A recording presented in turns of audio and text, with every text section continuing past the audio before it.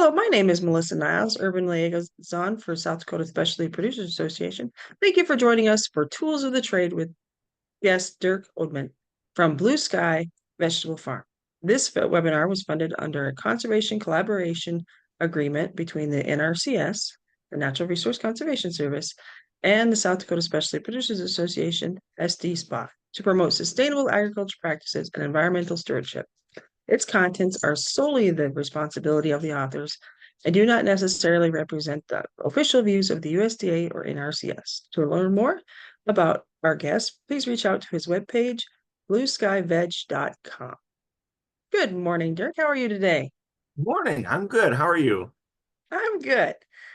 You want to just launch in and tell us everything you know about tools of the trade? Sure.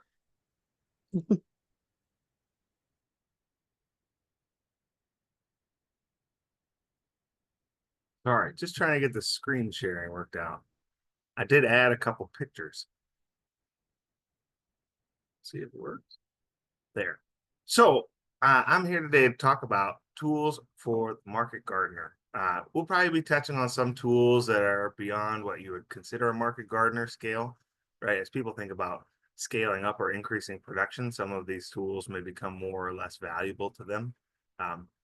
Yeah. So my name is Dirk Oudman. I farm at Blue Sky Vegetable Company south of Sioux Falls. We have maybe 4 or 5 acres in production on our farm using a variety of growing practices and equipment types. So the first step is obviously talk about why should you listen to me, right? And I've been growing for about 10 years.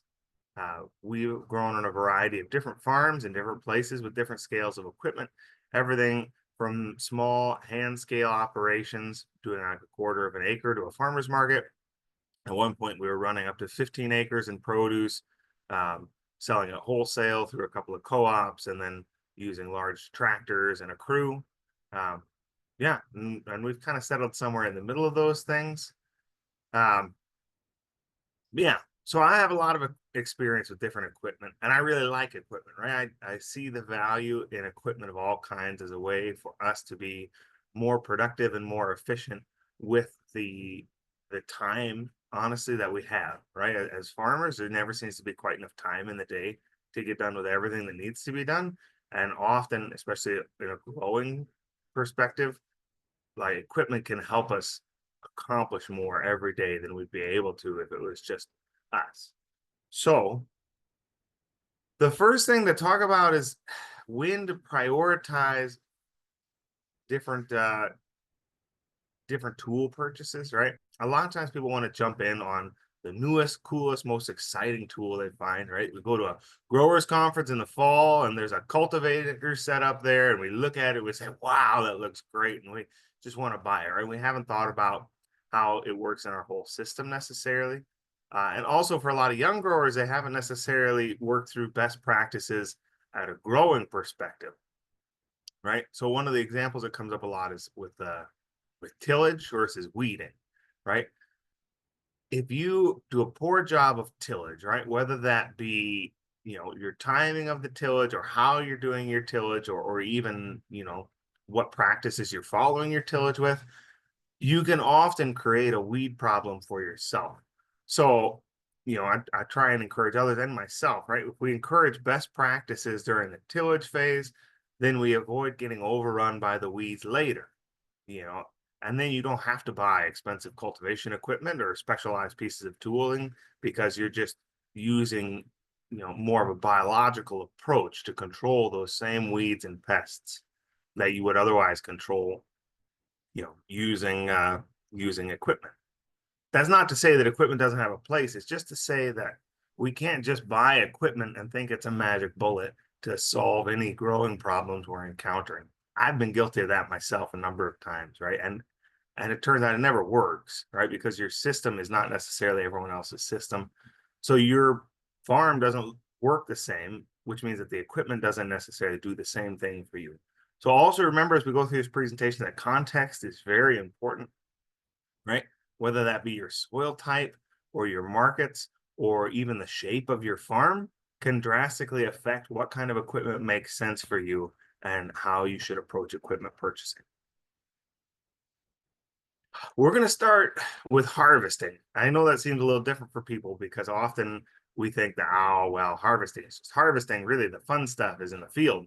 And it's true, the fun equipment is often in the field, but it's harvesting that takes up the vast majority of our time as growers. As growers, like the places where we add value are in the harvesting and post-harvest handling. And having the appropriate tools for harvesting and post-harvest is really important, again, for saving us time and energy, right? If you have the appropriate tool for harvest, it can mean that you can harvest 3 times faster than you would if you didn't have the appropriate tool, which means you can harvest 3 times as much with the same people, or you can have more time for other things that you want to do, whether it be on the farm or for things outside of the farm. So the first thing that every farm needs, you need good harvesting knives. Um, Most farms end up looking like that picture in the bottom right, right? The diverse collection of kitchen knives that all get stuck somewhere in the packing shed, and you say, ah, well, I'll just grab something that kind of works. On our farm, we've moved to using more actual harvest knives, in part for the sanitation and the ability to keep them sharp and clean, but also just because it's easier for us and our employees if we have a standardized, like, well, this is the knife that we use all the time, not a question of digging around looking for your favorite knife that might be hidden somewhere, and walking past 4 other ones to get there. You can see there's a variety of different knives that we use on our farm that a lot of farmers use, right? There are lettuce knives. That's the top left picture there. That's a lettuce knife mostly because that leading edge, the front of it is also sharpened. So you could both cut with the side of it, and then you can also use it. You can push it into a root base of like say a romaine head, and then you can cut that off nice and cleanly right at the soil line without having to slice sideways through the dirt and get the rest of your knife dirty. Um, we use a lot of serrated knives because serration, especially in vegetable cutting, especially for greens, can be really helpful for getting a nice clean cut without doing too much bruising. And then pruners, right? We use clippers. We like Feltco. Really, the thing with harvesting knives, they're like not very expensive. And I would say invest in good ones right away because they'll last longer that way. We've had a lot of pairs of clippers and pruners that we've bought over the years, for pretty cheap at a dollar rack somewhere, and then they end up rusting away or seizing fast in about a season. We're not very gentle on our equipment. Things get stored wet often, things get put away in humid environments. So investing in a quality tool, even if it's a small tool like a harvesting knife or a pruner or a clipper, can be very valuable to make sure that like over the long run, that knife or clipper keeps working for you instead of having to buy a new one every year. The next thing in the harvesting process is obviously how do you store it once you've harvested it? And this again is a thing people often don't think about, right? We throw a lot of seeds in the ground, we grow some beautiful crops, and then you get to harvest and you say, well, now what am I going to do with all this, right? And inevitably there's a lot more than you expect there to be. And so then suddenly you're stuck. You grab every random bin and container you can find around the farm because you just need to put it somewhere. So when you think about harvesting, totes, and storage, you got to think about a couple of things. Number one, you want to think about how can you sanitize it and keep it clean from round to round, right? So you don't necessarily, I know a lot of people like the old wooden bins or totes. Wood is not sanitizable, so wood bins are sometimes a little bit of a struggle from a food safety perspective to say, oh, this is okay, right? There are ways around that, but for the most part, if you're choosing to start from the beginning, you want to start with something that's easily sanitizable. You also want to think about like how you're going to move that around, right? One of the examples we use, these black and yellow totes, you can find them in a lot of different home improvement stores that you see in the middle there full of carrots. But it's great to fill that up with carrots, and then you realize that it's about 90 to 95 pounds once it's full, right? And how you move that from the field back to the pack shed or then around in the pack shed, it's one thing when it's 30 pounds of carrots. It's a different thing when you've got like 100 pounds of carrots in a tote. And you really have to think about how you're going to move your product around. Uh, I heard someone say once that vegetable farmers really are like 60% just materials handling, right? We just move stuff around from the field to the pack shed, from the pack shed to the customer, back to the field, back to the pack shed. We're most of our job, or a lot of our job, is moving stuff around. And so you really got to think through how your storage totes fit in. On our farm, we also use a lot of bulb crates. You can see those in the left-hand picture there. Those are nice. They come in different sizes. They're vented, right? So they let dirt trickle through, and they can also, if you put some wet produce in there, the water will drip out. Because they're vented, they're not great for long-term storage in the cooler because they'll continue to let produce dry out, especially because we don't do humidity control in our coolers. However, they're great for harvesting. They're easy to clean, and they're pretty readily available. I'd say if you're looking for them used, your best bet is to find like a local nursery or greenhouse because they often get plant starts in those, and those just come with part of the plant starts. And so then sometimes they'll have quite a bit built up of extras, and then they'll either give away or sell them at the end, at the beginning of the season or the end of the season. Um, but that's something you just got to keep your eyes open for.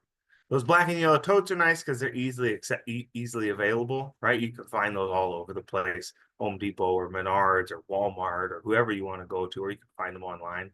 Um, and they last pretty well. We've had some of ours for 5 years and they haven't broken apart yet. So really you're looking for something that you can buy and not have to replace all the time. That top right is called a macro bin. I believe it holds normally about 20 bushels of crop. So some people call them 20 bushel bins. That's a good option if you're looking to move up to a little bit more storage capacity. That really requires you to have concrete and pallet jacks though, because moving those around without a pallet jack to roll it on is going to be a real challenge. Maybe you could potentially do it like forks on a tractor, but even that, it's a little challenging, right? The advantage of those bins, besides the fact that they're just bigger, is because they're bigger, they can actually efficiently hold more produce than the same quantity of space made up of smaller bins, because you lose less to the edges and the corners and the odd shapes of bins. You also lose less. I mean, vegetables are not perfectly square, so they don't fit into a square bin perfectly, right? And so you have a lot of wasted space around that produce. And so the bigger the bin you have, the more efficiently that produce will nest into it. Finally, on our farm, we use a lot of the red mesh bags for long-term storage of especially root crops and onions.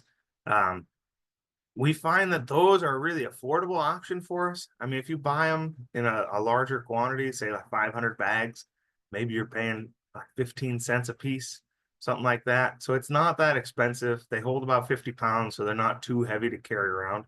Um, and for us, we find that to be a good method for storing like our potatoes, right? Which need to have some ability to breathe. And then also it keeps the potatoes or other roots in more individual units. So then if something goes wrong, right? Maybe there's a rotten potato in one of the bags, we can get that bag out without having to dig through, 19 other bushels of potatoes to get down to that one rotten potato that's going to make the whole bunch go bad. So that's some of the storage options we use on our farm. I've seen people do other things, but I would say standardizing your storage options is also a good thing to work on early on as a farm. The more you can standardize, we keep everything, we use this kind of container and we keep everything in these containers, the easier it's going to be for both you and your employees. You just don't, it's one less decision to make. It's one less thing to think through. I used to work for a lady and she had about 10 different kinds of storage totes that she worked through, and she had a really specific crop for each one, but it just made it so difficult as an employee, to know, I'm harvesting red tomatoes, so I use this kind of flat, but then for heirloom tomatoes, we use this kind of flat. And then for cherry tomatoes, we actually use these buckets that are over here, and it's a lot of thinking. And the more thinking you have your employees do, or you yourself have to do, that's just mental energy you're using. Once you move past a basic knife, there are a couple tools that we can use in the harvesting world to make life a little bit easier. A big one for market farms is we do a lot of greens production, pretty much across the board. Market farms seem to do a lot of greens production, and so they do make greens harvesters, right? Things that'll cut greens faster than a person with a knife on their knees can do it. The top left there is from Farmer's Friend. It's called a quick cut greens harvester. And what that is a drill powered tool. It's essentially like a bandsaw. And then it has these rotating brushes that grab the greens as it cuts them and then throws them back into that canvas bag behind it. And then every time once that bag is full, you empty it into a tote. That's pretty well designed, pretty affordable. For us, it's probably about tripled our ability to cut greens, right? So we can cut greens about 3 times faster than we were able to just with a knife. And I'm not gonna say I'm the fastest knife harvester, but I'm definitely not the slowest. Um, and yeah, so even for me, it's a lot faster. It does require a little bit different growing practice, right? Any of these greens cutters will require a little bit different growing practices because you'll really have to match your growing rows to the width of your cutter, right? So that farmer's friend cutter is 15 inches wide. And so if you have plants that are, if you have a solid bed of greens, the plants that are right on the edge of where that cutter head will pass, instead of cutting, will just kind of get bruised and macerated. Um, and so you really want to leave some spaces in your greens, right? As you can see in that picture there, we try and leave some space between our rows. That's arugula. We leave some space so that the greens cutter can run up and down, without cutting anything too badly. We also leave that space for cultivation because one of the other things you have to think about with this is you really need a clean, really clean bed of greens because you don't have any control on what gets cut and what doesn't get cut. Right? When you're knife harvesting, if you see a big patch of weeds, you kind of skip around that, right? When you're cutting with a greens cutter, you're just cutting it all flat, right? And so you've got to make sure that it's nice and clean. You're not, otherwise, you're just going to waste all that time you saved cutting. You're going to waste it all sorting it back out in the pack shed. It's going to take you an hour to clean out 10 pounds of lettuce.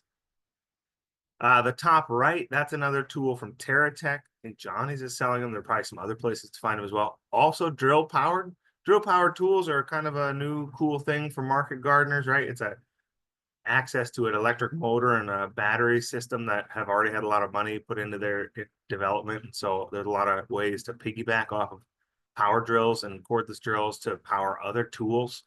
So that's a full width, full bed width greens cutter. As you can see, it works on the same principle, but it's got wheels. And so because it's got, it's a little more of a self-sufficient unit and it can cut the whole bed at the same time. And then it can also carry its own totes on the back of it that the greens get dumped into. In the middle there, that's a tool from Sutton Ag out in California. It's called the Harvest Star. Um, again, a small electrically operated push cutter. That's going to be closer to what the larger salad operations in California are using as far as technology. They're obviously using tractor mounted ones or independently driven ones, but that's a miniature version of the same thing. The advantage of that over some of these other things is really just that, like, because it's a tool specifically designed for that job and it has its own internal power source, you're going to pay a lot more for it, but it's also going to do the job it's designed for very well, right? I mean, it's always a question of like, wow, how much finesse do you need to make the tool work, right? And the tool like the Harvest Star, you can have anyone be on the back of that and push it down the row and it would cut pretty well. Whereas the quick cut greens harvester definitely requires a little more skill to make it work for your farm operation. There's also root harvesting is another place where people like to mechanize or use different tools.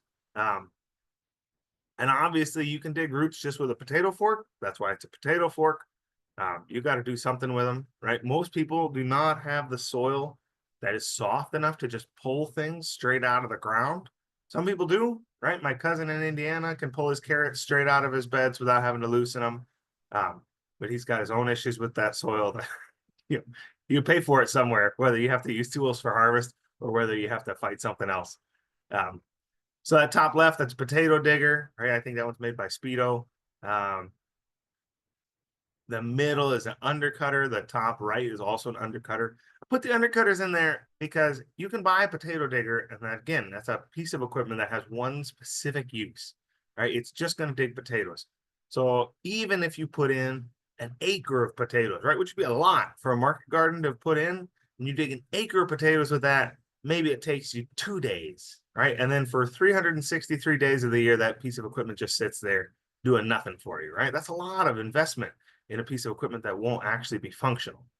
Whereas an undercutter bar, right, as you can see in the top right or in the middle, are useful for more than just potatoes, right? So people will undercut beets, carrots, garlic, onions. You can cut out your plastic if you use plastic culture with a tool like that. You can lift it so it pulls out of the ground more easily. There's a lot of different uses for a tool like that. And so you can get a lot more use out of the same investment of money with a tool like an undercutter as opposed to a potato digger. The picture at the bottom there, that old looking piece of equipment, is a carrot digger. FMC Scott Viner is the brand, which, yeah, it seems like a very odd name for a carrot digger, but that's what they picked. Um, I put that picture in there also to remind people that um, you can find old specialty crop equipment fairly easily if you're willing to look, and you can look around for the piece of equipment that you specifically need, right? So vegetables used to be more frequently grown in more parts of the country. And so there's equipment from the 40s or the 50s or the 60s that's still useful if you're willing to put a little effort in to fix it up, and is probably scale appropriate to a lot of small farms, and is available for fairly low investment compared to what a new one would be, because it's an old piece of equipment, right? It's a piece of equipment from the 60s. So for instance, that Scott Viner carrot harvester there maybe would cost you a couple $1,000s. If you were to go and buy a new carrot harvester, similar capacity, you're probably looking at $50,000 or $60,000 as a vegetable grower. So, you can try some of this equipment, and even if it doesn't work perfectly long term, it's a good option in the short term to try it to see if it works. Because sometimes some of this equipment, you really don't know if it's going to work for you in your context until you've tried some of it. So the less investment you can do to try it before you buy is better, because that way you are more shielded from making mistakes. After everything is cut and harvested, it's time to process it, right? One of the tools popular in the processing world is the greens bubbler. That's great for doing leafy greens. It's a good way to get them clean. Basically, it's a pump that forces air through a series of tiny holes at the bottom of a tank, which then just creates essentially like a jacuzzi effect for the greens, which washes off dirt, helps clear out debris. You can see the debris float to the top of the water. Also, the nice thing about it is, instead of having an employee have to agitate the greens in the tank, you can turn on the pump, and then you can walk away and do something else, and it'll agitate itself. The thing to remember also with this is that if you have tanks like that you're washing in, you have to have a way to drain them, right? Because once you put 80 gallons of water in a tank, it's a lot of weight to move around. And so then you might be stuck with a tank and then having to bucket it out, which I've done it myself, and it takes forever to empty a tank with a 5-gallon bucket. So yeah, make sure you think about some of those processes as you're starting to invest in equipment. But the greens bubbler is a nice one to have for doing greens. And then you could also have a brush washer. That's a piece of equipment for washing more hard skinned produce, right? Whether it be cucumbers or winter squash, peppers, beets, potatoes. Carrots don't do very well in it, just because the oblong shape doesn't do well with round rollers. It ends up shooting the carrots through too fast and they don't get clean. But most of the things that are round, or if you can, run them through a little more slowly, or you don't have to scrub them as much as you have to scrub a carrot, then you can really get them nice and clean, and then you can take off some of the excess water at the end with those the brushes there on the outfeed table. A brush washer is another tool, pretty easy to find them used. They are good. You do need to have enough produce to run through it to justify setting it up. And then also you need to think about how are you going to keep that clean and sanitized, right? A big plastic tote of water is easy to keep sanitized, because once it's empty, you just spray it down with whatever sanitizer you're choosing to use, and it's clean. Whereas a brush washer, you've got to go inside that machine a little bit more and do some more work to make sure it's good and clean, to keep your produce safe. I will say, however, brush washers are really useful because they can be multi-purpose as far as which crops they clean, right? A greens bubbler is really just going to do your leafy cut greens. A brush washer, like I said, we've run all kinds of crops through our brush washer over the years. There also are root washers.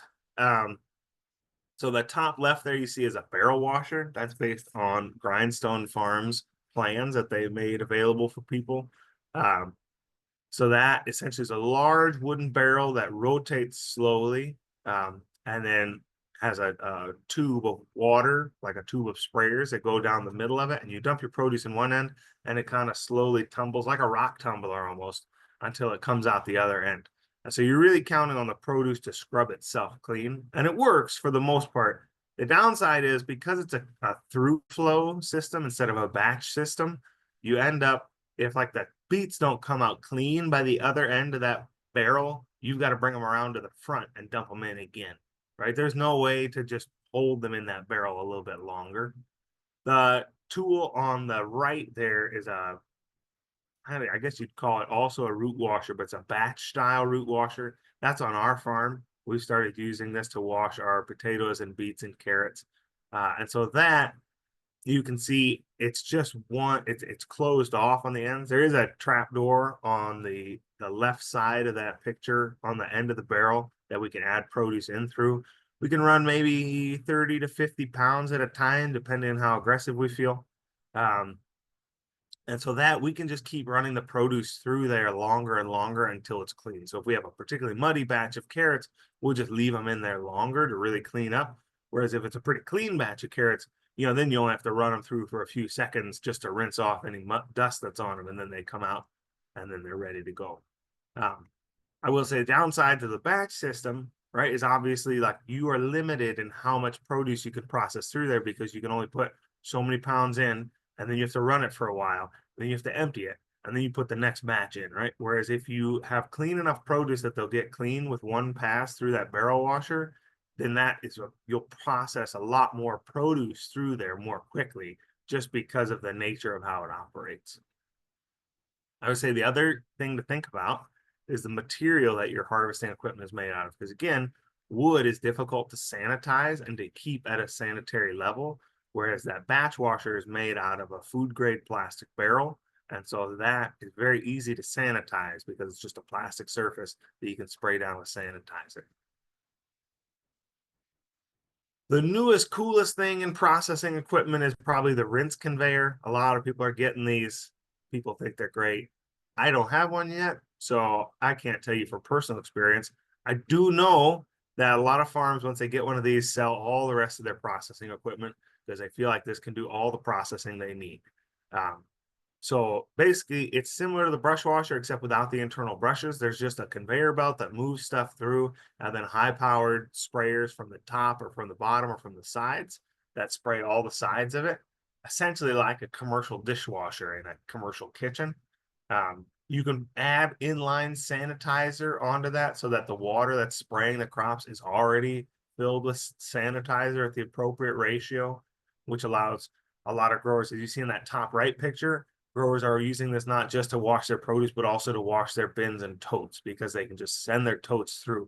I knew a farmer in Iowa who had an employee spending about 3 hours a week processing his totes and his harvesting stuff from every week. And so they bought one of these because he did the numbers and realized that, over the course of about 2 seasons or so, he could, make the cost back on buying one of these with the time savings of not having an employee standing out there for 3 or 4 hours hosing down totes and spraying them with sanitizer. Yeah. Also, in addition to totes, it does do produce. I don't want to make it sound like it's just for washing totes. Yeah, it does produce. It does produce really well. You can control how fast the belt moves through. So depending on how dirty the produce is, you can either slow it down or speed it up. You can also adjust how intense the spray is, like what the pressure is of the spray nozzle. So for something like beets that really need to get scrubbed, you can turn it up. For something like baby potatoes where you don't want to take the skins off, you can turn it back down. For other soft fruited crops, you could run them through just under a light mist if you really wanted. Yeah. The other advantages of this, it recirculates its own water. It filters out the dirt and then runs the same wash water back through, which if you're sanitizing it is fine, right? If you're not sanitizing it, that probably becomes a food safety concern. But the advantage of that is obviously you're not using as much water and it's creating less mess because you're trapping a lot of that water and reusing it until it's, too dirty to reuse. So rinse conveyors are really a popular thing now. A lot of people are using them. The downside of that means it's hard to find them used, right? They're pretty recent thing that people have started using, so there's not a lot of used equipment out there, and they are expensive. You're probably going to pay $10,000 to $12,000 for a rinse conveyor, whereas one of those brush washers we looked at, maybe you're paying $3,000 for a brush washer. Finally, in processing is the walk-in cooler. which again is one of those things a lot of farms think, oh, I'll get away without a cooler for now. I'll just harvest my stuff in the morning. I'll go to farmer's market, which is hard on the farmer, right? That's a lot of effort to get up that early in the morning and harvest all your stuff and then get to farmer's market on time. B, your produce actually is not going to be as high quality at that point because you haven't gotten the field heat out of it. And no matter how cool it is in the morning, it's not going to be as well chilled as if it sat in a cooler overnight that was set at 35 degrees. Um, and that's going to significantly contribute to the longevity of the produce, right? So having a walk-in cooler is important to have high quality produce right off the bat. And in the vegetable growing world, we're selling ourselves not based on price point, we're selling ourselves based on quality. And so anything you can do to improve quality is important to the longevity of our businesses. So yeah, walk-in coolers. I would suggest to most growers not to start off with a full commercial walk-in cooler unit.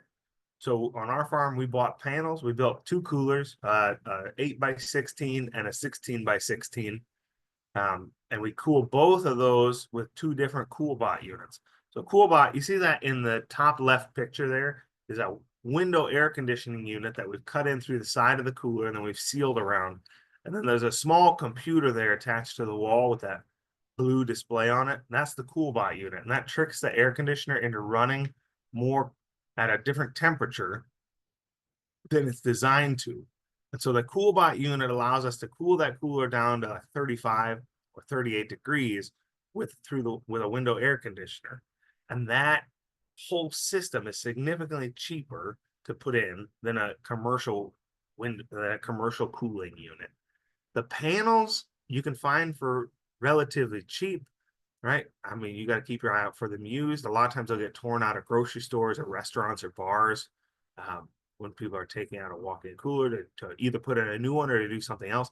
And then once they're used, the panels have lost a lot of their value, not because they've lost their insulation value, but just because they're generally custom designed to a space. However, you can treat the panels just as like a sheet of plywood, the same way so you can cut them, you can do whatever you need to, and they have internal structure, internal wood, so you can reattach them. So when we put up our coolers, we bought used panels from a grocery store, and then we just cut them to size to make them work for what we needed for our farm. Downsides of a CoolBot unit versus a commercial refrigeration unit, it will not pull the heat out of the produce as quickly, right? So if you're putting 3 pallets of head lettuce in there coming out of a 70-degree field, it's going to take that window unit a long time to catch up with that much heat coming in. And that means that it's going to take that your produce is going to have degraded a little bit as it cools down, right? Produce degrades. The longer it takes you to get it cold, the more it degrades in general, right? And these walk-in cooler unit, the CoolBot units, don't pull that field heat out quite as quickly. So especially if you're putting in a large quantity of produce or you're not cooling it at all before you're putting it in from the field, it's going to struggle a little bit more with that. On our farm, what we've done to address that is we do what's called hydro cooling, which is we use cold water initially to help cool down some of that produce. Some things you can't do that with, and you do need to be careful with hydro cooling because it has some food safety concerns, because that shock of going from hot to cold can draw in contaminated water from the outside of the plant. I'm not here to talk about food safety, but it touches on a lot of these processing equipment things, right? Because food safety is such an important part of what we do as vegetable growers.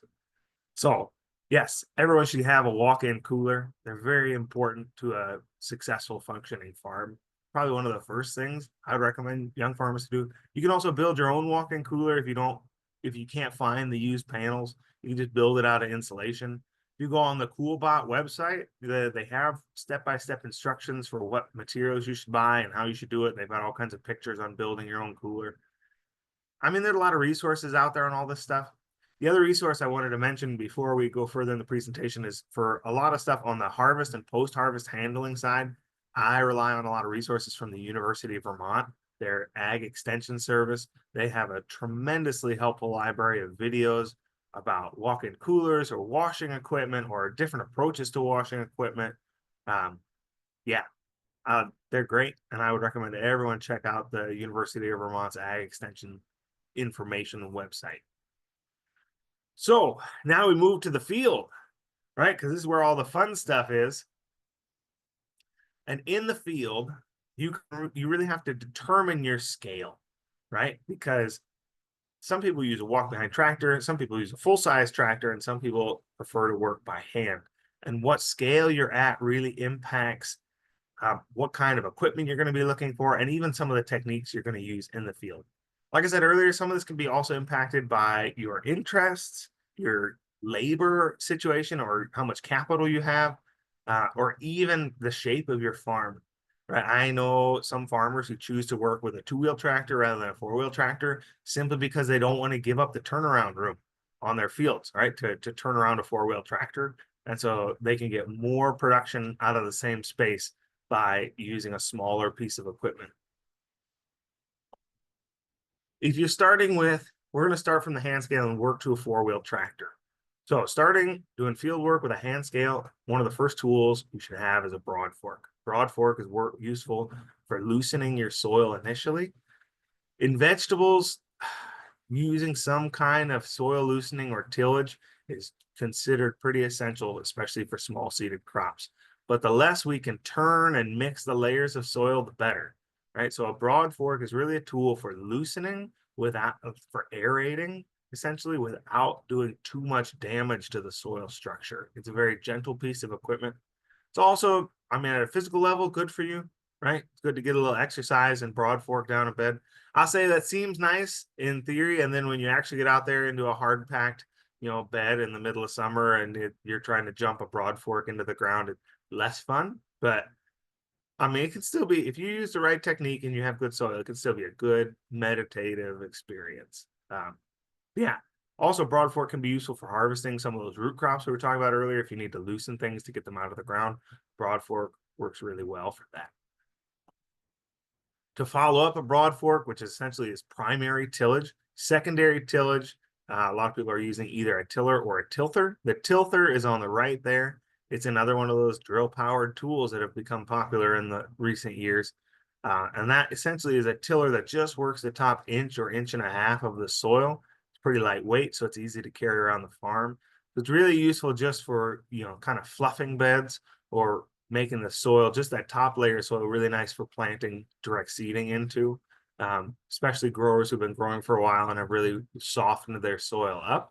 They don't necessarily need to be working 6 inches deep like you can with a tiller.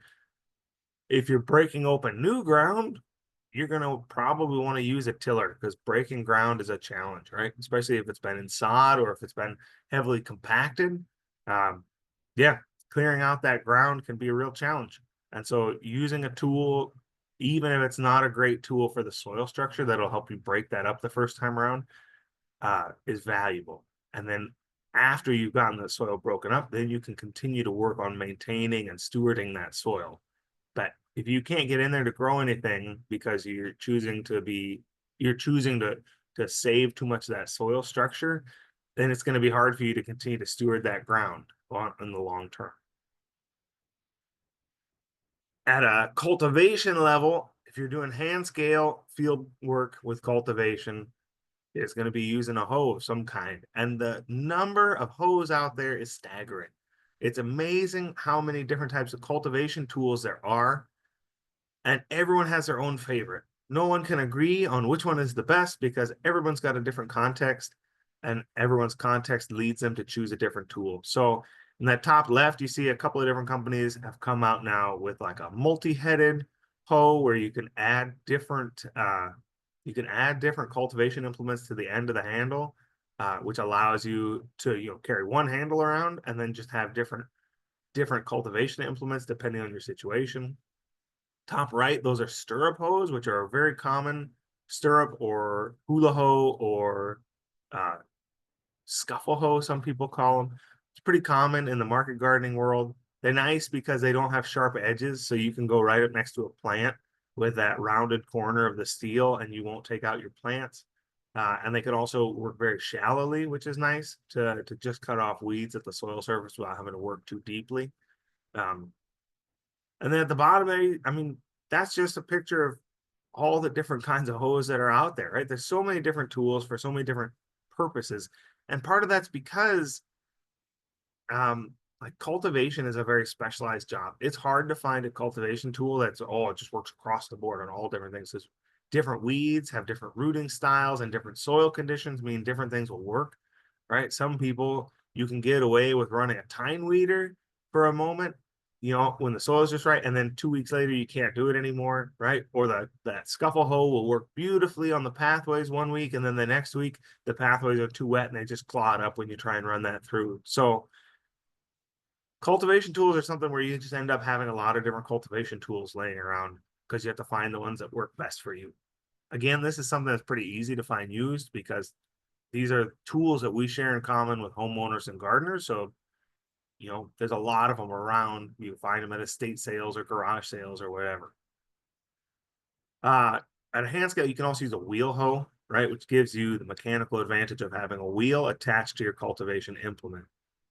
Wheel hoes can vary in complexity.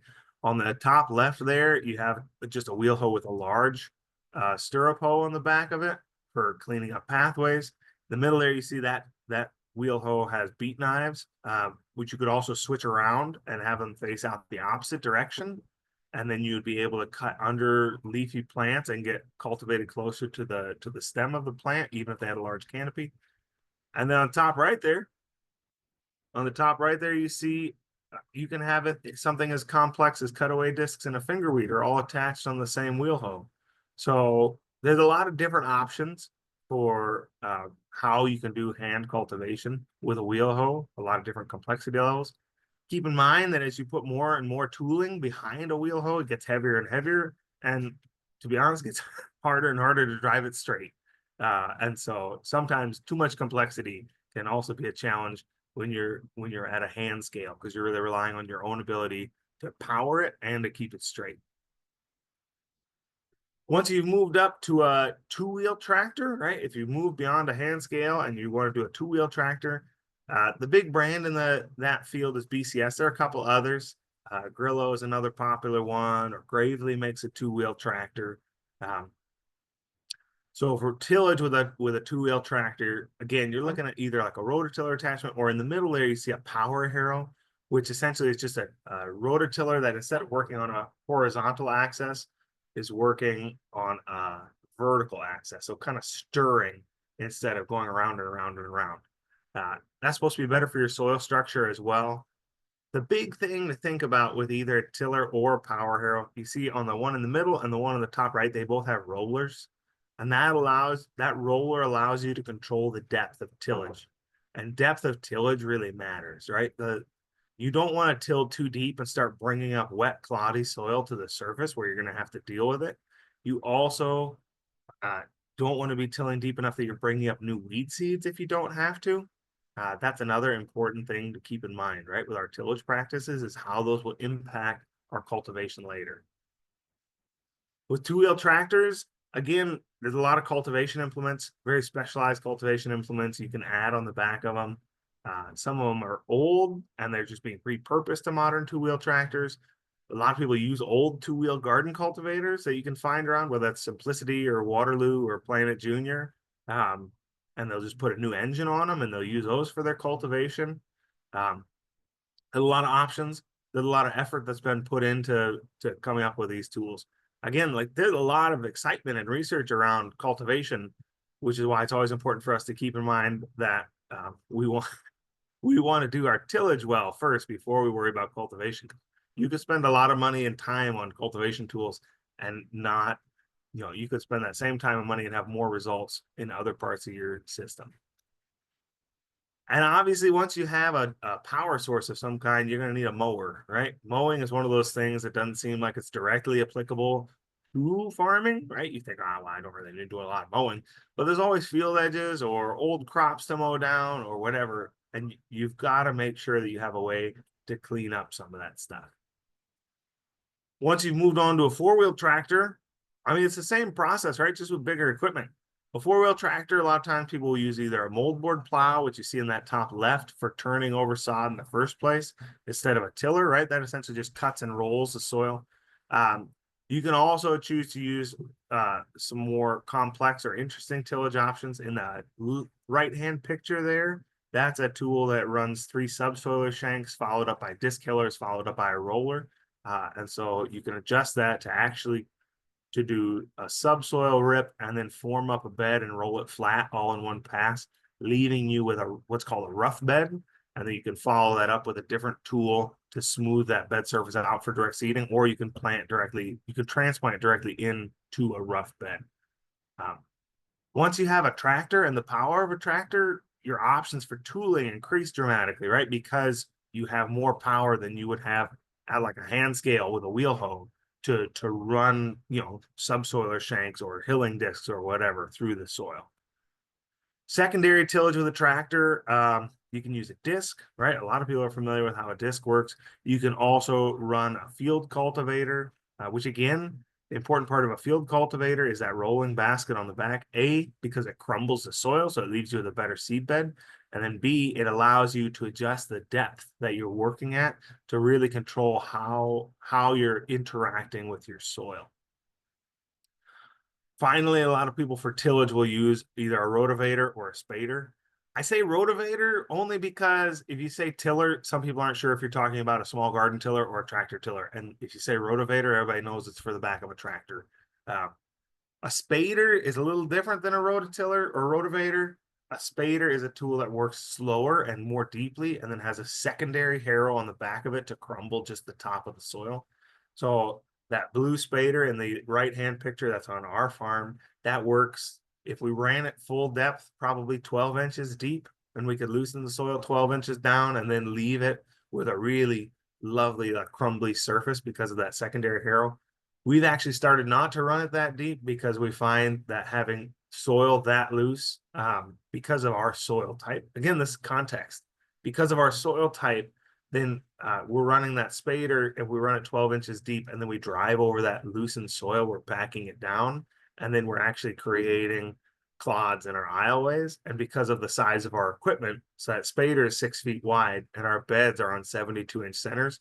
So we end up working up our pathways every time we have to work those. So then we create our own clods, right? By loosening the soil and then driving on it and then loosening it again. Those clods then work into the bed and then we have to deal with cloddy soil. So we started running it less deeply.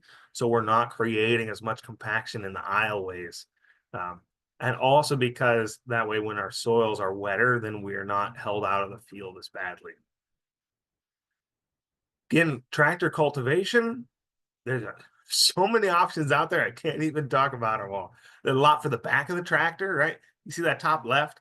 That's for doing the edges of plastic, which is a common problem area for farms. How do you keep the edge of plastic culture clean?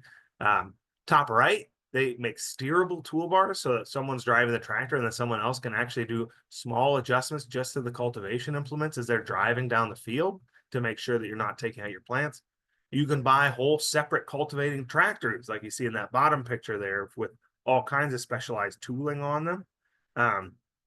Like I said, you can put a lot of money and a lot of time into cultivation really fast, which is why it's so important to consider other options and to think about how our tillage systems and our planting systems work before we pour our money into our cultivation equipment to make sure that our system is as efficient as it could be ahead of time. Yeah, I could talk a lot more about cultivation implements because there's so many and they're so specialized, but that's again super specific to every person's context. There's a lot of good resources out there.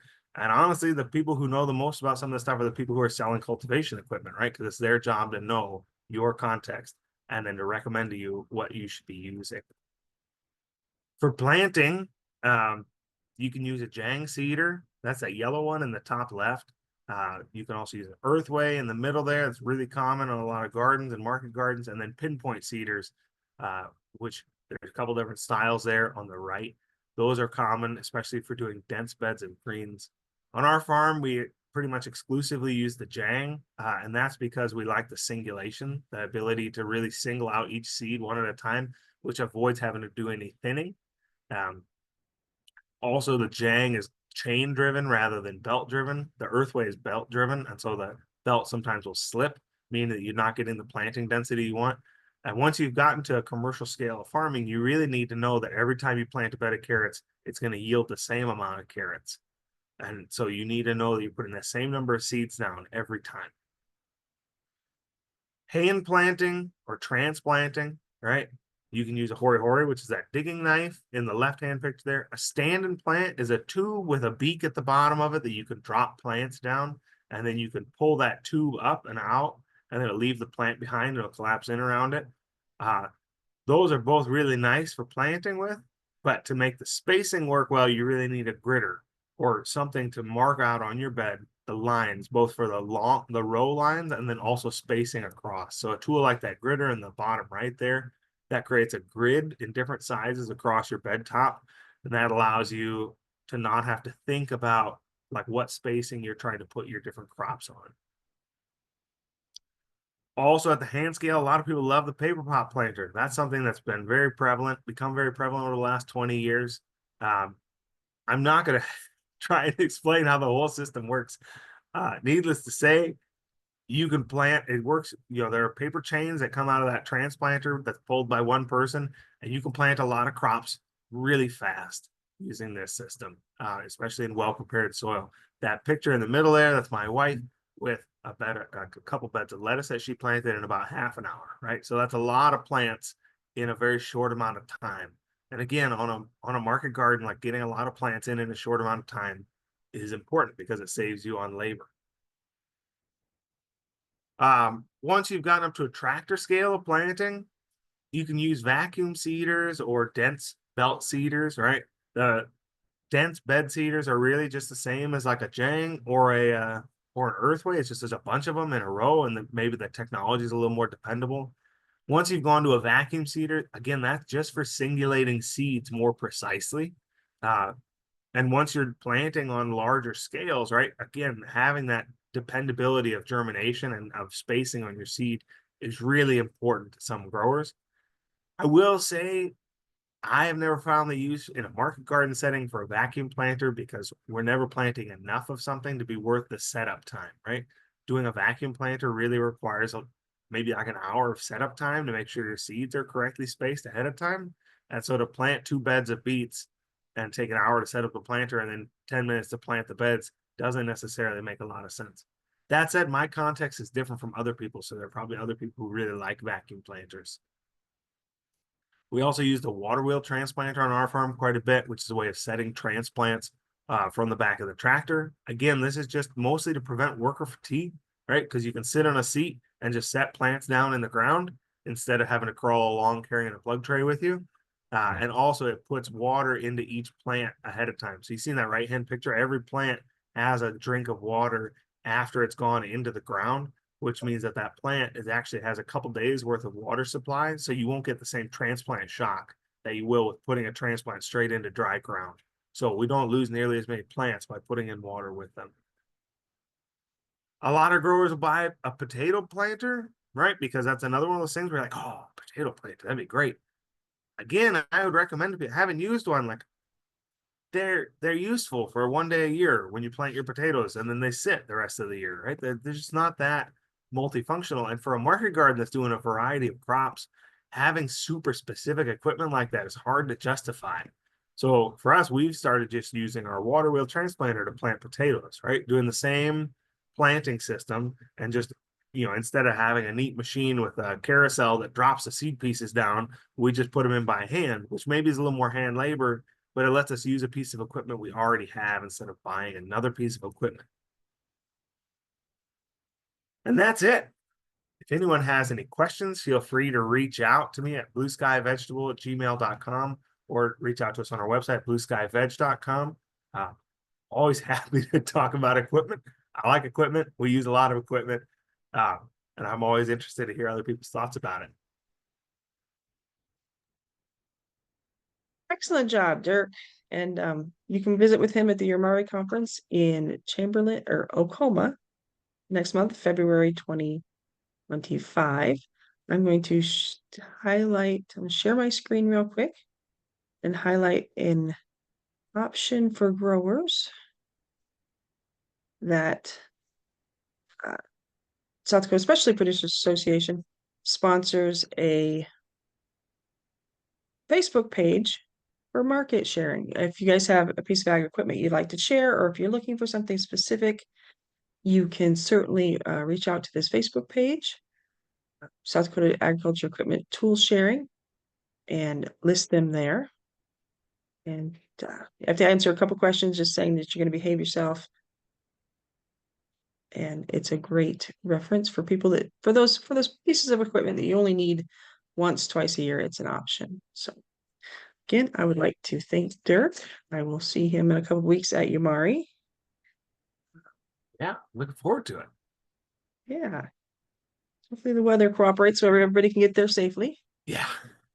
February in Chamberlain's. Thank you. We appreciate your time and knowledge on marketing gardening tools, and everybody is welcome to reach out to him at blueskyveg.com.